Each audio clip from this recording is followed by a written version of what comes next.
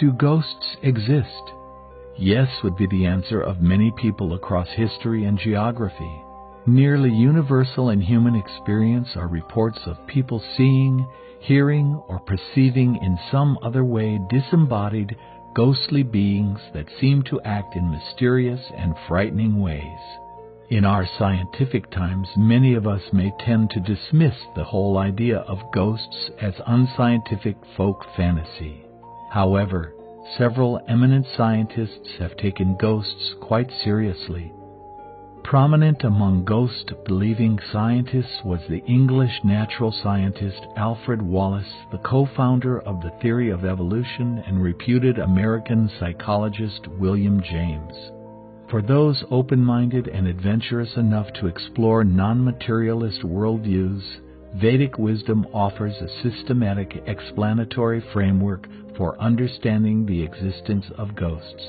The Puranas in general paint very, very elaborate and interesting pictures about what happens at death.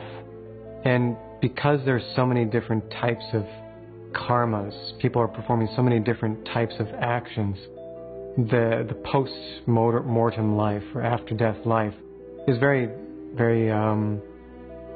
different for different people. There's all kinds of different creatures. There's embodied lives of ghosts, and there's under realms as well, the realms of the Nagas or the reptilians, and all of these different places are candidates for the soul. You can go to any type of these different realms. To aid our understanding of ghosts, let's first familiarize ourselves with the 3 levels of existence as explained by Vedic wisdom. 1. The gross material level. This level comprises the physical reality we can perceive with our senses. 2. The subtle material level. This level comprises the mind, the intelligence, and the ego. 3. The spiritual level. The soul, the source of consciousness and true ego, exists at this non-material level. With this framework, let's now understand how and why some people become ghosts. When the soul exits from the gross body at the moment of death, it is accompanied by the subtle body. Normally, the soul is strongly attached to the body. Due to this attachment, the soul feels agony to have to leave the body, just as a tenant would feel agony to be evicted from his or her home. Even after departing from the body, the soul may be strongly bound by its attachment that it continues to hover around the body with the hope of re-entering it. The Vedic tradition recommends cremation of the dead body as a way to aid the soul in its onward journey. Seeing the body reduced to a pile of ashes, the bonds that keep the soul close to the body are largely severed. Consequently, it becomes more ready to continue on to the next body. In exceptional cases, when the soul does not get a next gross body, then it stays in a disembodied state.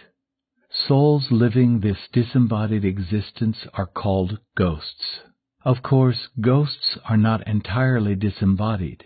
They still have a subtle body. But because the word body generally connotes a gross body, the state of existence without that body is called disembodied. Why don't ghosts get a physical body? Suicide. Those people who through suicide destroy their physical body prematurely, that is, before they have become entitled by their karmic destiny to receive a new body, sentence themselves to a disembodied existence as ghosts till they are granted a new physical body. Thus, people who imagine that death is the end of existence and so commit suicide to become free from misery find themselves in an even more miserable existence as a ghost. Extreme attachment. Those who die with extreme attachment to their physical body, environment, or possessions may also become ghosts. During such deaths, obsession with the past may prevent the soul from moving on and thereby keep it disembodied. The anomalous disembodied condition of the ghosts is agonizing for them and terrifying for others. Let's see why. 1. agonizing for themselves. Ghosts have a mind just as all of us have. Their mind, like ours, is filled with memories and desires developed from their indulgences in their past embodied existences.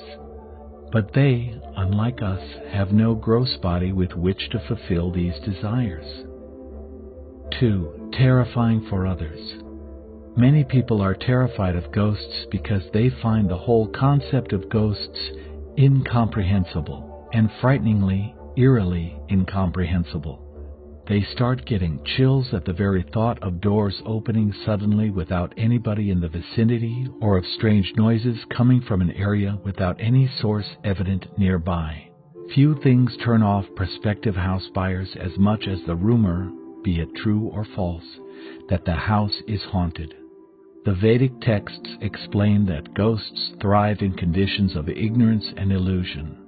So people who habitually keep themselves in such conditions by, say, intoxication, are more likely to have a weakened or crippled mind that can be easily attacked and possessed by ghosts. We can make ourselves largely invulnerable to such incorporeal attacks by adopting the enlightened mode of living. Vedic wisdom recommends such a mode of living primarily for spiritual advancement, life's foremost goal.